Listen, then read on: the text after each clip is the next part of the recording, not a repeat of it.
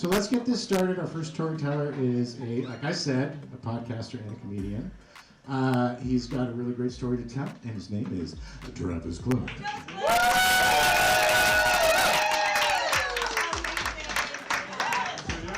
Hello, Three Clubs. How are you? Thank you. To me, and that's my time. Thank you. I did some research before I came here, and I believe the statute of limitations on this story have expired. To be safe, though, let's just say all of these things happened allegedly. I'm going to tell you of my first felony. I went to college in Pittsburgh in a magical time known as the early 90s. It was a magical time because people did not have recording devices on them at all times. And that worked out to my benefit on multiple occasions. Down the street from our college was a bar that did not have a sign or any law attached to it. I think it was called Horton's, but I might just be making that up. We would walk down there, and they never carded you, they never, anything. You asked for it, and if you had money, you got whatever you wanted. Alcohol was only one of the things they offered. I had a drink there that for the last 30 years I have been calling the Purple Wooter Hooter. Turns out, that is not a drink. That is not what it's called at all. It's called the Purple Hooter Shooter. Can you see my confusion? I don't know if anyone's had this drink. It basically tastes like grape cough syrup, which is my favorite thing in the world. I used to drink it as a child, and my parents were like, "You're not even sick," and I waited, "Let me live!" You know, it was just...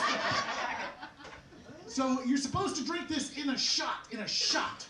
They gave it to us in those red plastic glasses you used to get from like Shakey's or Pizza Hut. I was 3 deep into those when the lawless man behind the counter went, "I don't think that's a good idea."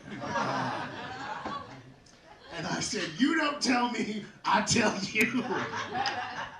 And then I proceeded to fall directly on the floor. I fell down, and my friends were like, "We gotta get him out of here. He literally can't stand."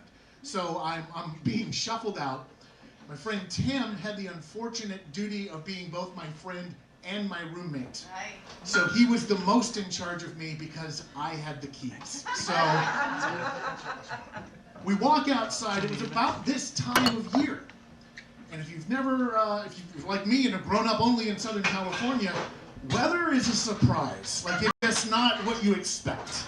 So I walk outside, and there's one of those bank signs that tell you the time and the temperature, and it just says 3. And I'm like, that can't be right. I already have a jacket on. How could I possibly be cold? So with the wind chill, it's easily below 0. And we're walking back, and it was around the 3rd lawn on the way home that I went, "I'll just stay here." And I lay down in a snowbank. And if you've never been outside when it's more than 0 outside, laying in snow is 32 degrees warmer. You're like, I could live here. It's not a problem. I love it. But my friends knew I would freeze to death, so they had to try and motivate me. They're like, "No, Travis, you have to come. You have to come." No one could motivate me but Tim.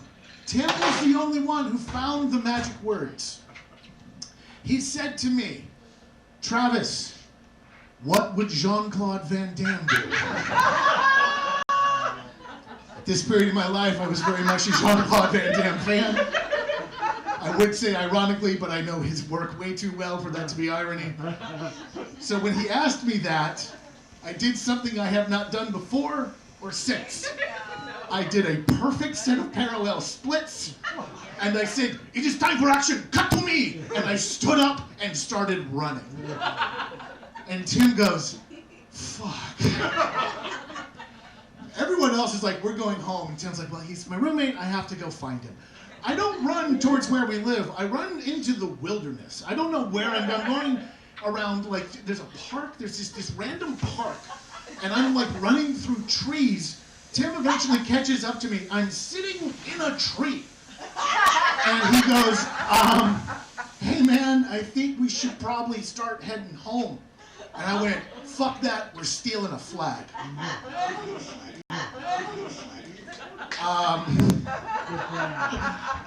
I'm not particularly a patriotic person, but on campus, flags were having a moment. People were putting them up in their windows, putting them up on the wall, putting them on their bed. I'm like, that's cool. I need a flag. Let's steal the one from in front of the museum down the street from our school. There's a 30-foot tall flagpole with like spotlights on it, just shining in the dark. Like you can see this thing from miles away. And I'm like, that's the flag I want. So I'm not charismatic per se. I couldn't be a cult leader, but I could be a dictator. I just get people to do the thing I want. So Tim's like, I don't want to. I went, we're doing this. So we go there, and the closer we get to it, the taller this flagpole is. And the flag is fucking up there. And he's like, you know, the rope is like behind shielded metal, and we can't even get to it. And I went, don't worry. And I climbed this thing. I got about 15 feet up, because apparently that's when security was like, no one's going to climb that high. We can show the rope after 15 feet. It won't be a problem.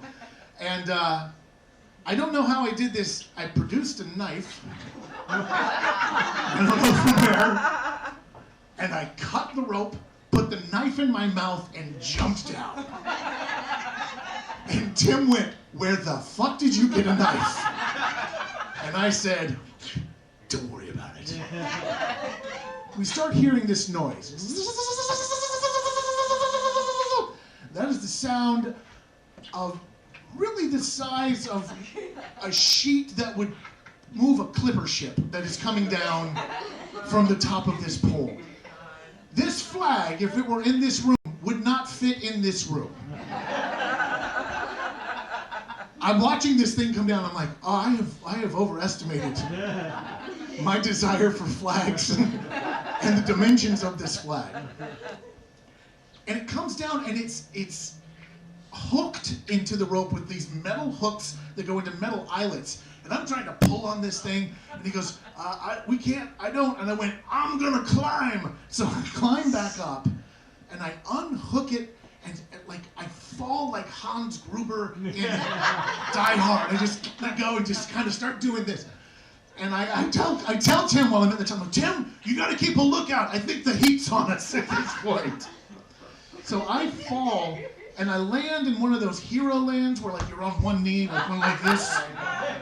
And I stand up, and I hear Tim go, why? Someone has thrown an egg from a car. Hit Tim directly in the jaw. It has shredded his jaw. Yolk is on this side. White is on this side. Shell is everywhere. And this was like a 40-mile-an-hour egg that just hit him in the face. And he just kept looking at me like it was something I did. He goes, I don't understand. And I said, we don't have time. There's too much flag. We're in the open. We gotta get out of here. So I cram this flag under my sweatshirt because I need to hide the red, white, and blue. But it's out this far. Like it's just, we're running through the dark. We've just stolen the flag from in front of a prestigious museum. I get us back to our dorm room. I get us in. Tim is bleeding. He's exhausted. And he goes, this was crazy, man. This was crazy. I just want to go to bed. And I went, I can't, man. I'm too hungry. And he goes, it's almost 2 in the morning. And I went, we could break into the cafeteria. It wouldn't be a problem. Oh my gosh. And if I come back, I'll tell you about how we broke into the cafeteria. But this is why I don't drink anymore, because when I do, I plan capers. And I can't get caught. I can't get caught, you guys. A post note on that years ago. I had that flag for years. I used it on stage. I used it in a play. It was a backdrop. I did all kinds of things to it. But eventually I was like, this belongs in a museum. So I returned it to the museum with a little note that said, I think this belongs to you. And so it's back where it rightfully belongs. But don't get me drunk. because a purple wooter hooter and me, it's not going to go well. That's my story. Thank you so much.